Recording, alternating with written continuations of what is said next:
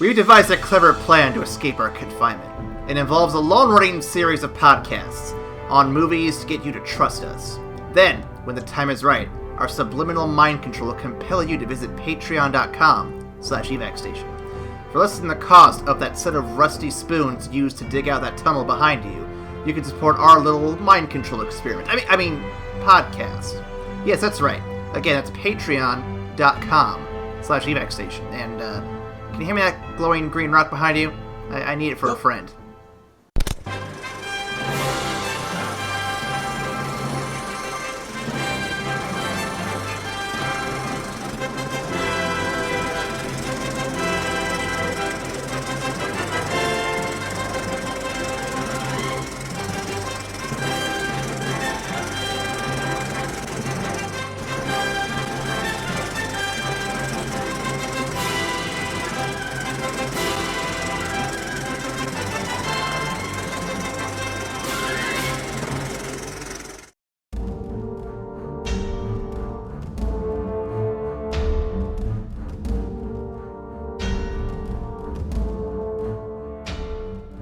Welcome to the After Credits Podcast.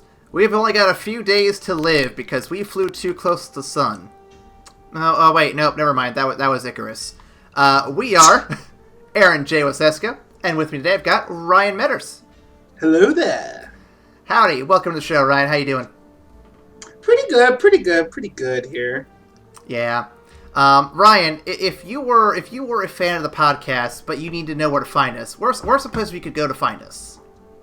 That we could find us into Why the Hell Would You Fly Into the Sun at sorry. You can find us at evacstation@gmail.com.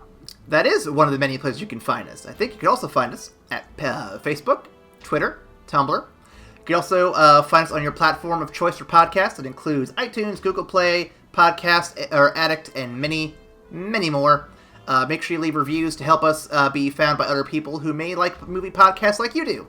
And leave comments, questions, and also emails. Fan mail is always great. And we will read them on the show whenever we get them. As soon as we get them, we record ahead, so it may not be, you understand. Anyway, Ryan, I got a question of the week for you because we already did our What You Watching last episode. Yes, indeed. So the question of the week, and if anyone in the audience wants to answer this in the comments, feel free to. I might read them in the next episode whenever I see it. If you were given Superman's super juice, what do you honestly think you would do with your temporary superpowers? Man, I tell you what, I often think about what I would do with superpowers and what kind of superpowers I would want, and I always lean towards superpowers that could cause a lasting benefit to my life after I had them, or things that I could use to just improve my overall quality of life. I don't know how to do that with 24 hours of Superman juice. So I don't really know what I would do. I think I might fly around and try to see the world, maybe see what the Earth looks like from space. And just pretty much go out, because if I only have 24 hours, and I definitely want to see everything, I'd love to fly for just hours on end. I'd love to possibly see possibly walk on the moon and things like that. Yeah, that's what I would do. I like that. I would probably do something similar. So one of Superman's lesser-known powers, or lesser-known skills, I guess to put it, is his super speed. And I mean, we all know he's got super speed. But he can speed read, he can speed learn, his brain works faster than most humans, except for, those with the Speed Force, but they're cheating. But he works faster than most humans in terms of brain power. Ryan, imagine how many things you could learn in the 24 hours as Superman. Ooh, see, that's the perfect answer. If you could retain the knowledge that you gained from those 24 hours, then yeah, 100%. I'd learn a bunch of languages. I would set myself up, probably pick up a couple of dozen programming languages. Yeah, I would set myself up like that. Knowledge, that's the perfect answer. Good job, Aaron. I would fly a pile of books and myself to the moon where I wouldn't be distracted, and I would read a bunch of shit with a great ass view. Yeah. Well done. That's the perfect answer. Good job, man. I sometimes I don't get it, but today I nailed it. I feel pretty good. You nailed it. You nailed it, sir. Well, okay. So if anybody designs this super juice, you know who to come to first. Let us holler at that. Yeah, give us a holler, and then we'll learn how to make more super juice, so we can do this for everybody. Well, everybody who's responsible. Maybe not everybody. Yeah. There's that one guy in prison I wouldn't give it to. Bald guy, bit of an asshole. Little bit. I call him Walter White. Continuing the Super Week for our Crisis of Infinite Films, our comparison piece for Man of Steel is All-Star Superman, released in 2011 under the direction of Sam Liu, written by Dwayne McDuffie, and based on the graphic novel of Grant Morrison and Frank Quitely. Mm-hmm. Our voice cast includes Edward Asner, Steve Blum, who's really good at almost everything I've seen him in. 100%. Francis Conroy, Christina Hendricks, Anthony LaPaglia, and Dr. Hunky himself, James Denton. I don't know if anyone caught that one, but that's a Reba reference there. I'm getting really old school there. The film features, again... the film, again, is a straight-to-DVD animation, so no box office to share with you. I'm sorry, guys. The star-studded cast of people I don't actually recognize too much would go on to win an award for this film from the Behind the Voice Actors Awards for the Best Voice Ensemble in TV/direct-to-DVD title or shorts. Very specific. Have to wonder how often that gets awarded. Over to Ryan for the fun facts or two. Yeah, we got a couple of them here for you. Based on Grant Morrison's magnum opus of the same name, All-Star Superman was actually powerfully adapted by TV and comics writer Dwayne McDuffie. Now, McDuffie was an influential creator in his own right, and he created the Static Shock character and wrote his stories in both comic and cartoon series form. I swear to God, if DC ever brings back a Static Shock, do it. That's a really good idea. I grew up with that shit. I love it. I know a lot of people in my friend group didn't really get into it, but I was pretty hype on it. You know y'all want to cash in on that Black Panther money. If you give us a really good Static Shock, you'll get a taste of that. He's Black Magneto and a good guy. Do it. Yeah, guys, come on. Fucking shit writes itself. So sadly, this would prove to be one of the last projects that Dwayne McDuffie would see to fruition as he passed away on February 21st, 2011. Not only would this be the day before the film's release, but it was one day after his birthday as well. So, one fun fact and one somber fact. I know a guy who's really into comics I used to work with, and he made the claim that while a Static Shock movie would be pretty interesting, with Dwayne McDuffie having passed away not so early in his life, there's a very, very small chance it'll ever happen because he would have been the only one really pushing for it as hard as he could. Yeah, and that disappoints me a bit because... So, when the New 52 launched, they actually had a run of Static Shock comics, and I was actually trying to read them, and they were pretty good. They canceled it after the first year and replaced it with more variations of Batman. Because DC can only do one thing right. Yeah, it's Batman. Yep. Guys, it's Batman. I'm sorry to hate on DC, guys, but they threw away a original, fun, interesting character and gave me more Batman. I'm so serious. I just thought of that whole Black Panther bit, but hand to God, if they did a really well done Static Shock, they'd be right there in the game with them. They would be right there. That movie would print money. All right, it would print it. Here's the thing: you could make 5 more movies as bad as Batman vs Superman. If you made even one Static Shock, I don't care how bad your track record's been, I would give it a chance. I would go and see it. Well. I'm optimistic. I would give it a chance. Well, Ryan. Speaking of giving things a chance, let's give this movie a chance here. So, what are your initial thoughts before I get into the synopsis here? Well, I've also read the graphic novel by Grant Morrison, so I was familiar with the story. It's really interesting that we're comparing and contrasting these two pieces, as Man of Steel is Superman's origin story, and this is Superman's kind of grand send-off. Overall, I liked it. The graphic novel actually has a bunch more stories within it that detail the last days of Superman. So this, the animation has to pick and choose the biggest ones of the book to really portray. So I can see, like, it does feel a little kind of like it jumps all over the place, but I think the grand send off that they give him, and like literally flying into the sun so that he can light the world with his hope and justice and freedom for all time. I thought that was a really great way to end the character. Mm-hmm. And I think what you said is it hits one of my concerns in the head. I felt the pacing was a bit off at times, but like you said, it's probably because they picked and chose which parts they wanted to use. But I really like the themes they're trying to tackle, and I love the film's resolution at the very end, and I can see why it's such a highly regarded piece of work, and I'm definitely looking forward to kind of diving into this and really seeing what works and what doesn't. You ready? Yeah. Yes, sir. Let's do it. All right.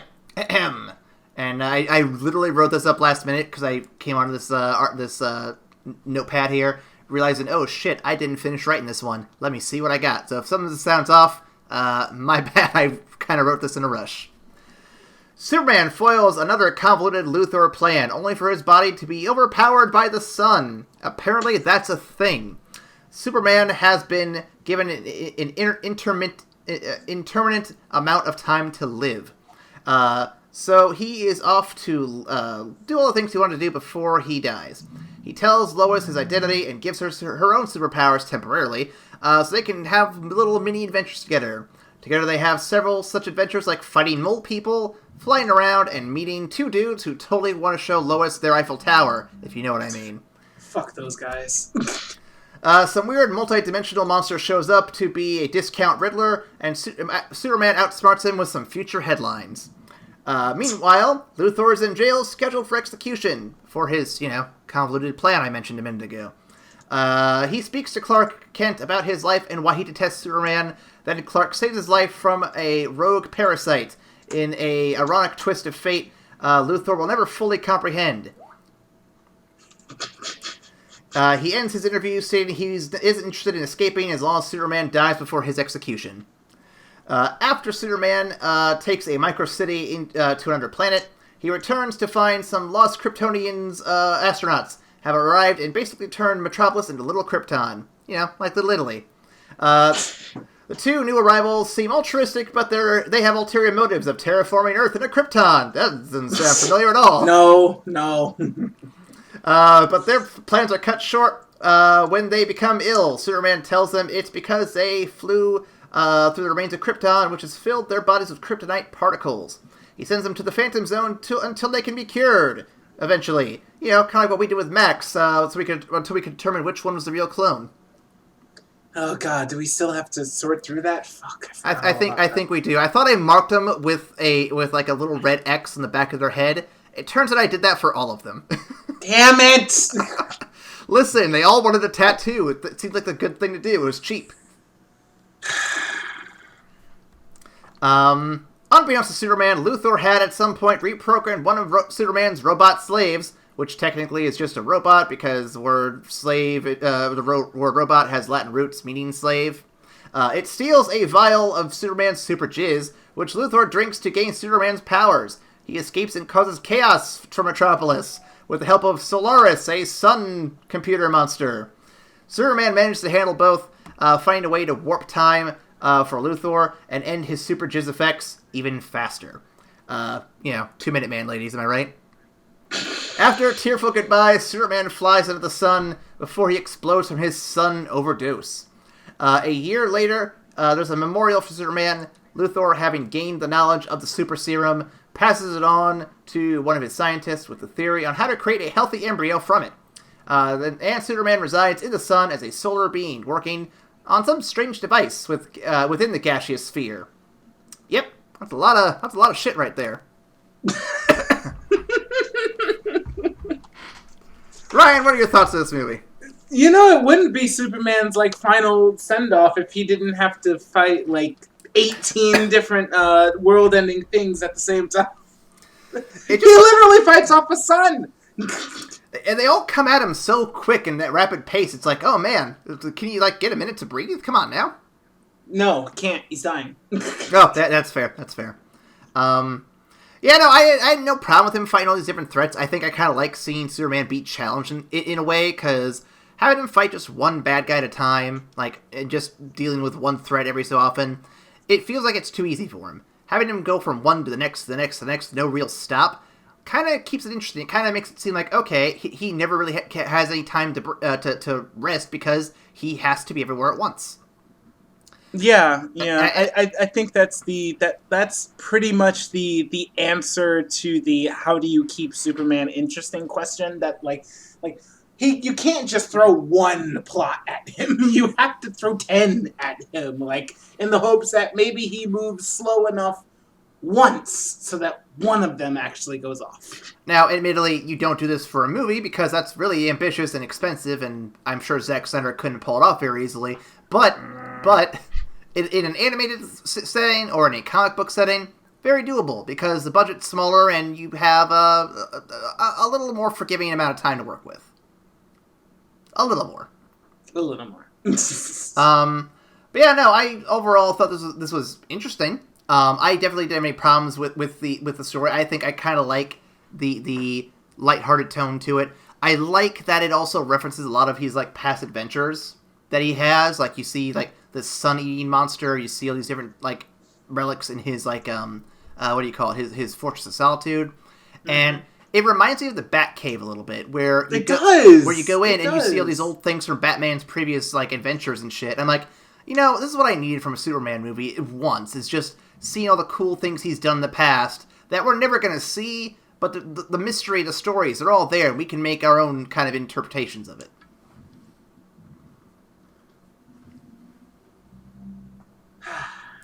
Yeah. So I know you got some discussion questions here. What do you? Yeah. What shall we talk about first? Well, let's start with the heavy one here. What do you think of this iteration of Luthor and Superman? In all honesty, I think it's my favorite. I feel like they really drill down to the core of both of these characters, which makes sense. If this is going to be like the final Superman like saga, you have to have it be like the best rendition of Luthor and Superman at the same time. So I really, really liked. I loved seeing Luthor and like the jaunt through the prison and the random purple monster.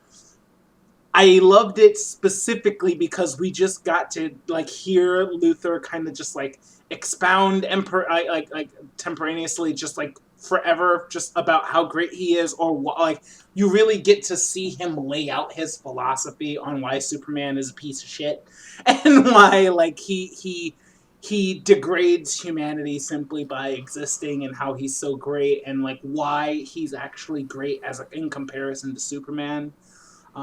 Whereas throughout the entire like storyline and all of these random things that are happening in the final days of Superman, you really get to see the things that make him great and make him the greatest superhero of all time in this story. Mm-hmm. So yeah, I think you get quintessential Superman v. Luthor in this, and I think it's very, very well done. Mm-hmm.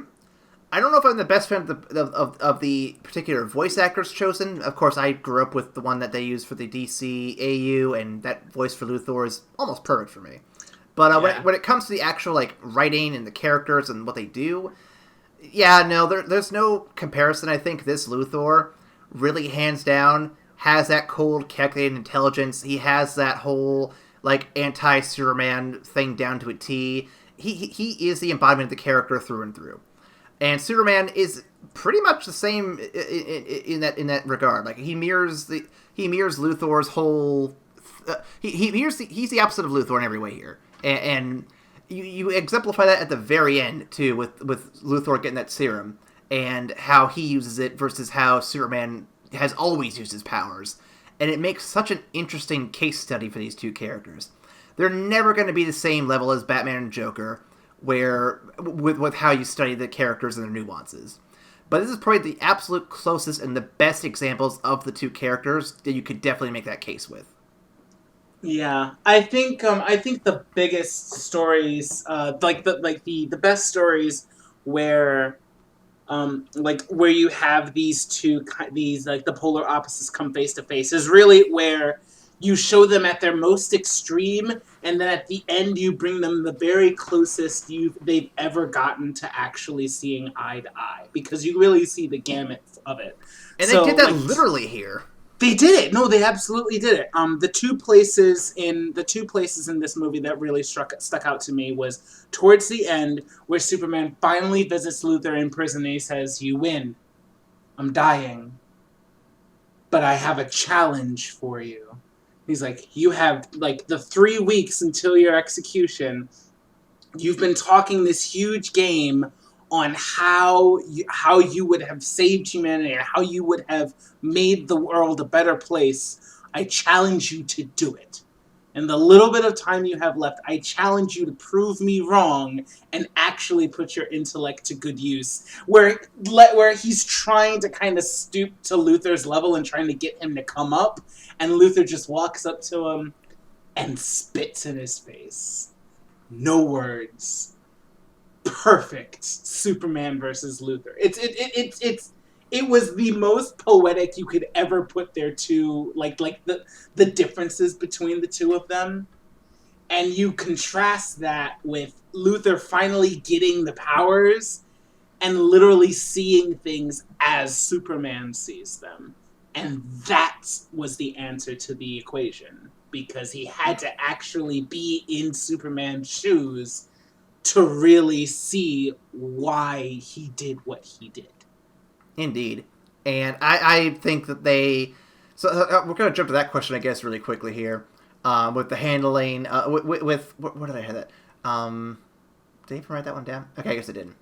So basically, at the end of the movie, with the super serum fading away, Luthor sees, what is it he sees exactly, right? He just sees, the particles and molecules and how things are built up. He sees the building blocks of life, basically, with Right. He sees that the universal forces are actually connected by life in, a matter of quantum entanglement. And, it's literally...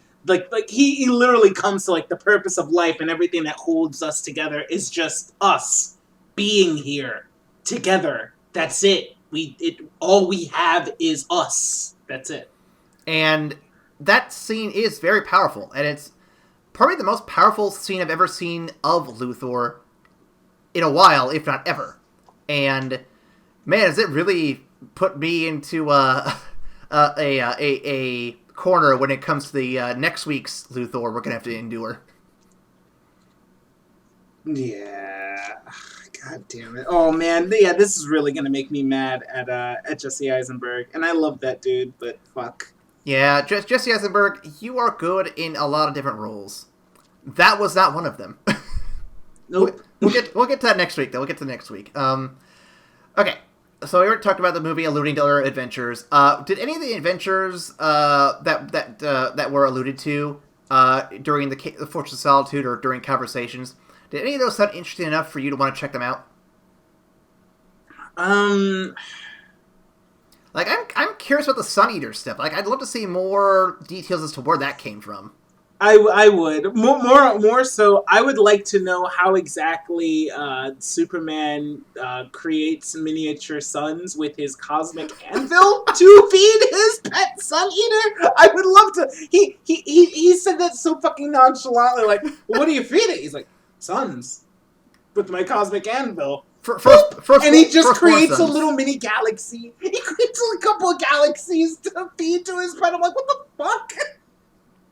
I have to wonder, is that hammer as powerful as Mjolnir? And if not, what would happen if I banged Mjolnir on the cosmic anvil? Oh my god. Would I break reality?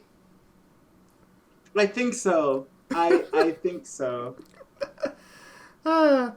But I think the Sun Eater is probably one of my favorite little nods to other adventures, and it's probably the biggest one too, for being honest here.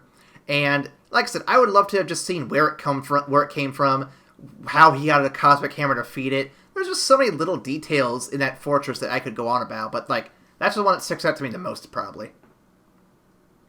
Which I guess also would make it the weirdest thing, which is my next question: is what's the weirdest thing in the Fortress of Solitude? It's probably that, but I'd also say the robot servants seem a little weird. Yeah, the robot, like, I was cool with the robot servants, like, until, like, we get to the very end where, like, Robot 7, like, admits that he was the one who gave Lex the super serum, and that he essentially sacrifices himself to a tone, and I'm like, that's still a robot, right? What the fuck? Oh no, why was I programmed to feel pain? Why was I programmed to have a crisis of conscience? Okay. That was a lot odd. Yeah. That was definitely a weird scene at the end, too. Yeah, I when it happened, I'm like, wait a minute. Did they ever kind of allude to that at all? I must have missed the moment where it looked like one of the robots is acting shifty, because I think I missed it because there was that whole scene where Lois was paranoid about everything. Yeah, that was also a little odd. And I'm like, wait a minute, Lois, why are you paranoid about everything Superman's doing? You've known him for years. Oh my God, he's brought me here to be the mother of his like alien race of children that will take over the world. Oh God, I have to kill Superman. I'm like, what the fuck? Yeah, that just derailed. And I get he explained it was like some weird chemical or some shit that she had inhaled, but like, man, why did you even have to have that? That was just fucking weird as shit. I feel like that was in there to create a conflict that doesn't need a conflict. Yeah, that was manufactured tension. That's what that was. Yep. Speaking of tension that was not manufactured, oh boy, that Parasite prison sequence, that was fucking cool. Yeah. Like I was okay with the. I was pretty okay with the monster in and of itself. I was just more happy to hear Lex kind of ramble on about how he sees the world. That was the big like takeaway from that one from me personally. Actually, the monster was alright. Actually, what I liked about it more, the monster is cool, and I also like Luthor's little rant. He's fun to listen to. He's like J. Jonah Jameson in Spider-Man 4. You know, listen to those podcasts. It's funny. Anyway, no, the reason I like the sequence is because during the whole sequence, while he's ranting about how, you know, he's better than Superman, basically, you have Superman right under his nose doing Superman things as Clark Kent without Luthor catching a whiff of it. And it's hilarious, just all the shit Superman's doing to keep the two of them alive, and Luthor has no fucking idea. Yeah, I love that too. And it's like, I want to see more scenes of Clark Kent doing Superman things without anyone knowing, because I feel like that would be a fun, like, just side adventure. Like, just how long could he keep doing these weird superhero things and not have anyone even look at him and notice it? Yeah, I loved seeing, like, Clark Kent being, like, so, like, bumbly and, like comedically ungraceful, like, whereas Superman is literally a god.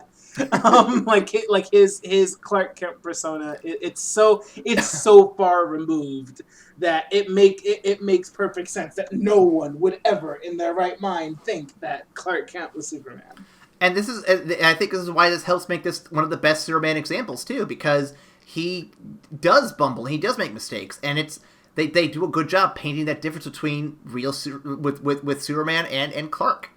Even the animated series, from what I remember watching, they didn't have that great a distinction. Clark Kent still looked like a really buff, tough, like, dude who carried himself very well. And sure, it's cool, but how do you not know that's Superman? This guy, it's like, I can understand why people would make that mistake. They did a really good job giving us that difference. It's like when in the cartoons, when Batman has a different voice for being Batman and one for Bruce Wayne. They did it really well in the animated series, and then in the live action, they kind of took it a little too far. Yeah, there's a fine line. Just got to find where it is. How do you feel about Clark handling the Kryptonians in this film? I wasn't the hugest fan of it until the very end, cause when I finally saw what it was actually going for, cause he just kind of let the Kryptonians run roughshod over everybody and just do whatever the fuck they wanted. I don't know if it was that he was nearing the end of his time and he had just completed that 3-week trip, so he was tired, or if he knew that they were dying with the kryptonite in their system, and he was just kind of letting them get it all out of their system before they just fell out. But he kind of just accepted whatever they were doing, as long as they weren't causing wanton destruction. He just kind of let them do whatever the fuck they wanted to, and it was all to really showcase his kindness at the end and his forgiveness. Even though we treated you horribly and thought to take over this world by ourselves, you still treat us with respect. You are the greatest son of Krypton and what have you. So I'm I see where they were going for what they were going for, but it didn't really pay off for me until the very end, and even then it was okay. How did they handle that in the comics? Actually, I'm very curious.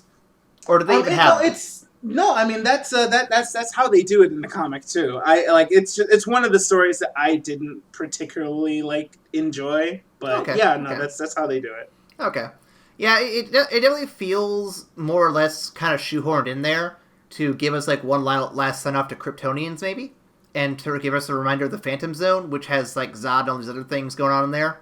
So I don't know. I feel like it's a rushed sequence. It probably could have been fleshed out a bit more, and you could have done something fun with it, but they didn't have a lot of time. I understand that much. Okay. One of my favorite lines in this movie, and we already discussed it a little bit, is when Superman says to Luthor, "You could have saved the world years ago." What do you make of that? What in what way do you think Superman was referring to? Do you think it's just his intelligence, or do you think there's something more Luthor could have done?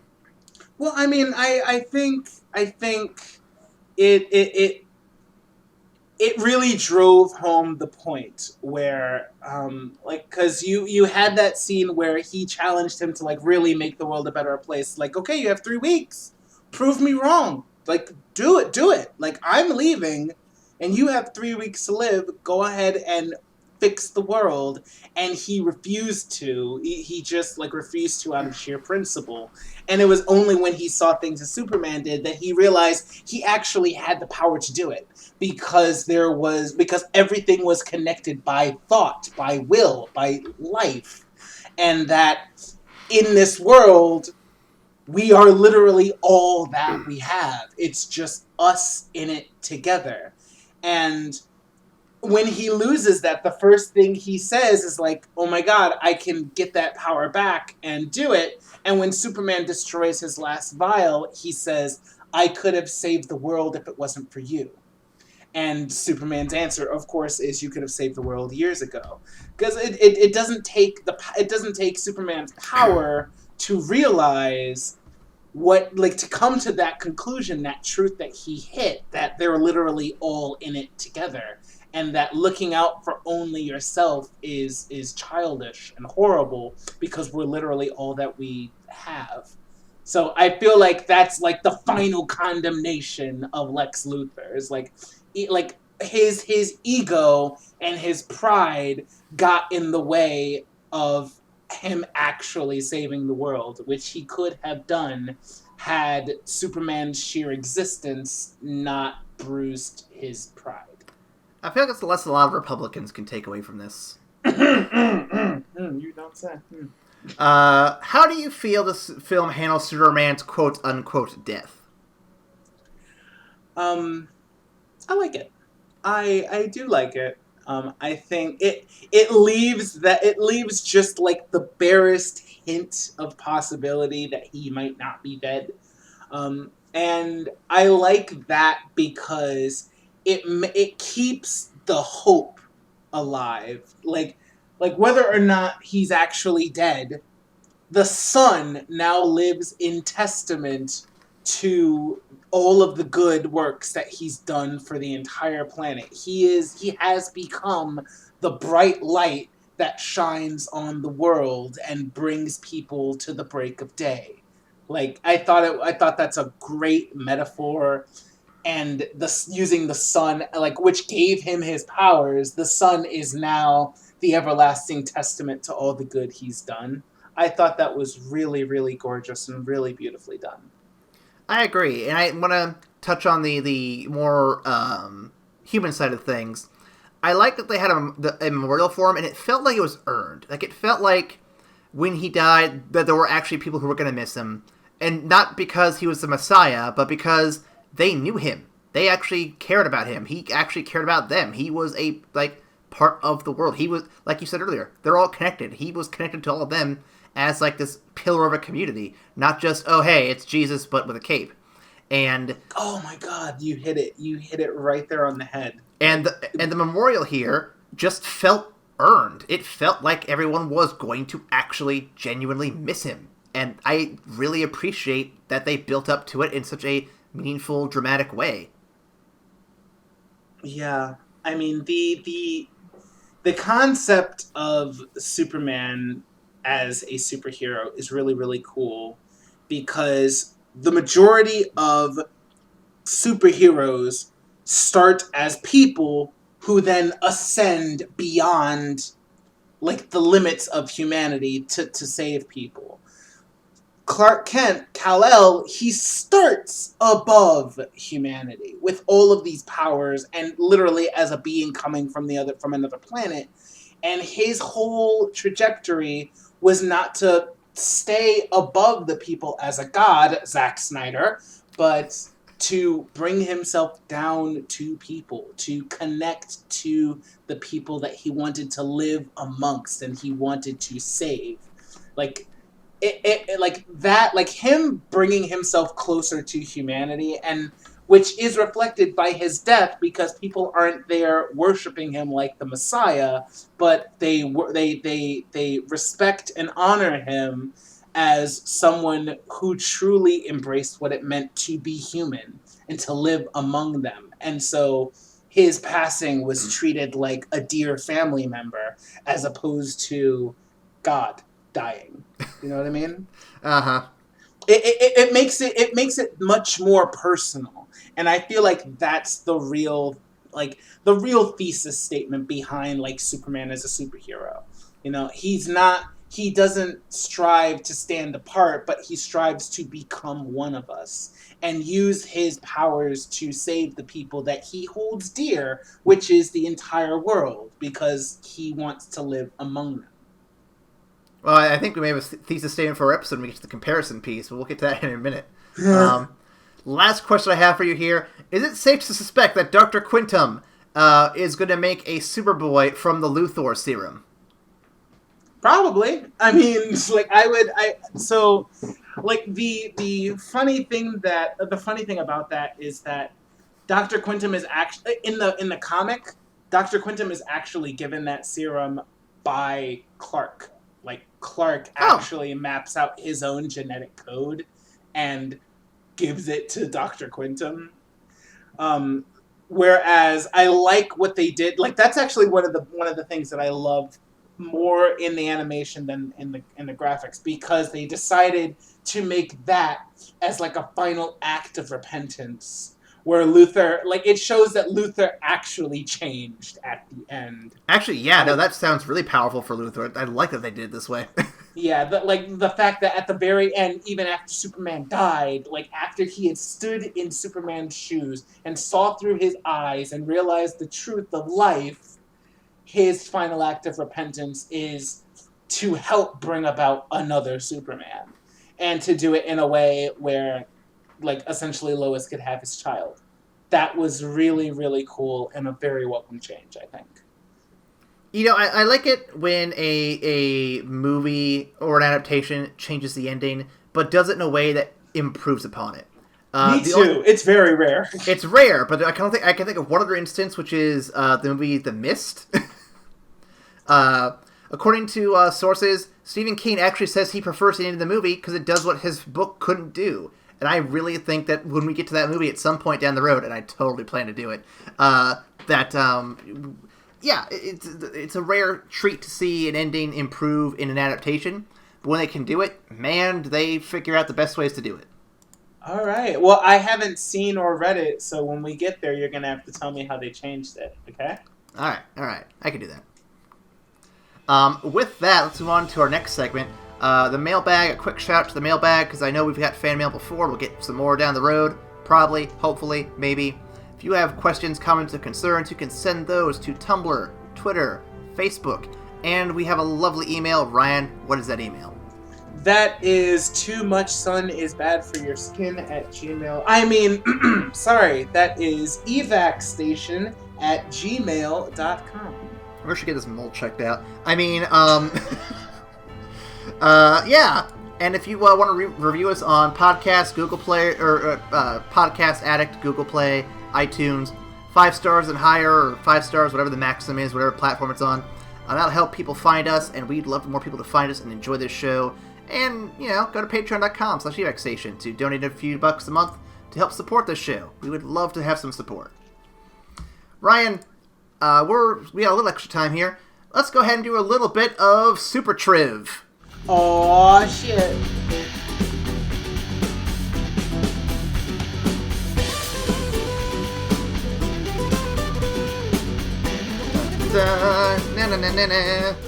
So, I've got some triv for you, Ryan, and it is all about the boy in blue. Are you ready for some super triv? I am ready to get embarrassed. In what year was Superman born? Jesus. As in born in the comics, or born like actually conceived, like as a comic, as a comic, or as a character within the world of his comic. Okay. I know it's confusing. Let's put it this way: the next question is the other question you're thinking of. Okay. Okay. Shit.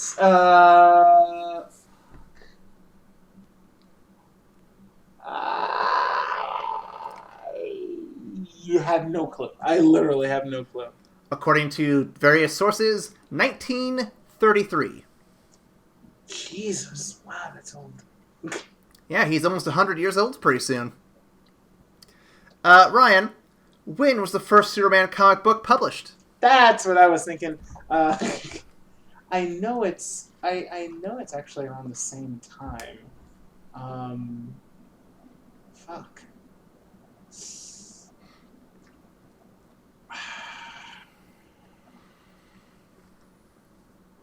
I wanna guess probably 1938. Ding ding ding! We have a winner. Yes, it's a sheer guess. I love it. Love it. Ryan, how old were the artists when they first created Superman? Oof. This answer may surprise you. I know they were pretty young and new to the game. I want to say probably 21, 22. You overshot just a little bit. They were actually teenagers in high school. Are you kidding? Mm-hmm. Wow. Oh. It kind of makes me feel ashamed that I'm 30 and I haven't published a damn thing yet. Oh, man. What is the name of Superman's home planet, and what is his birth name? Aha! I got this one. He was from the planet Krypton, and his birth name is Kal-El. I'll have to fact check that, but I do believe you're correct. Yes, the House of El signifies hope. And the last one here, speaking of hope, Ryan, drawing the S insignia upside down, what does that change the meaning to? Man, wait, what? Oh, Jesus. I actually found this very interesting when I read it, so I thought I'd share it here. Fuck. What would it be? Well, I can give you a hint, but but only if you ask for it.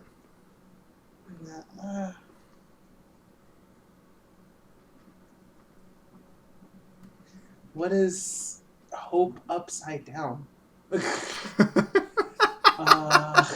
I think it's Epo. Yeah. Oh wait, no, that's backwards. Like, what am I thinking? Yeah, I don't know. I don't know, actually. Let's just say if Zack Snyder knew what this meaning was, he probably would have put it in his movie, and it would have made things even less subtle. Oh, it means something like resurrection or some shit, doesn't it? It means resurrection. You are a winner. God. And Superman has come back from the dead at least once, twice, probably 10 times by now. We need another subtle hint that he's gonna come back. I'm like, guys, we know he's gonna come back. We're doing the Justice League. 20 minutes of this movie was the fucking trailers for your upcoming films. Of course, we're doing Justice League. God, he's coming back. I have so many problems with the death of Superman in that next movie we're doing. I cannot wait to fucking rip it apart. Yay! Okay. So before we get to ripping that movie apart, we gotta finish this movie, Ryan, with the closing segment, which is Who Wore It Better? Man of Steel, All-Star Superman. This is a strange but apt comparison, I think. I think so too. I think it's a tighter race than I thought it was going to be, and that's because that's because I realized that I liked Man of Steel more than I remembered it. It definitely has its issues, and I think I think that the failed the missed possibilities, missed opportunities, they don't exactly outweigh the possibilities, but it weighs it down pretty heavily. But I think All-Star Superman really gets to the heart of what it means to be Superman. What Superman stands for, both as a hero and as a concept towards just humanity. So I'm gonna go ahead and give the title to All-Star Superman. Yeah, I am gonna concur. I think I like how I agree. I like how they handle Superman as a character. I like how they handle Luthor as a character. I like how Superman deals with conflicts in the way he does, and I like just the world they've set up and all the possibilities that have happened and all these stories we only get to hear snippets of. And there's a heart and soul to this movie that Snyder's vision just doesn't have. And I'm not saying it's bad. I'm not saying it's the worst. I'm just saying it doesn't have the same heart and vision that All-Star Superman has. And the weird thing about trying to find a comparison film for Man of Steel is none of the animated movies really hit an origin film for Superman. A lot of them, from what I saw, are either him with other people, like a team, like Batman or Wonder Woman or whatever, or they are something that shows him already in progress, something where he's already been established as a hero. So it was really hard to find something that compared to this really well. But I think this does a good job because Man of Steel tries so very hard to not be classic Superman, Christopher Reeve Superman. But it does so hard in doing that it misses what really makes Superman what he is. Superman, yeah. Yeah. And I think that is probably the most important part of this film and of this comparison. We're not trying to down Man of Steel at all. I think that there is definitely something salvageable there that is worth making something more out of. But it just lacked the heart and soul of what a Superman film should have. Yeah, 100%. I completely agree with that. And yeah, I feel like that kind of sums up our thoughts there. That was fairly quick, actually. I'm surprised we got it done in under 50 minutes. Ryan, what should we fill the rest of our time with?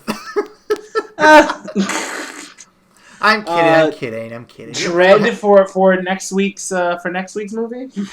Yeah. So when you guys are listening to this, we are actually going to be doing what's next on our schedule? Batman vs Superman versus Batman and Superman. That's going to be a fun week. Isn't it though? Robbie will be back next week.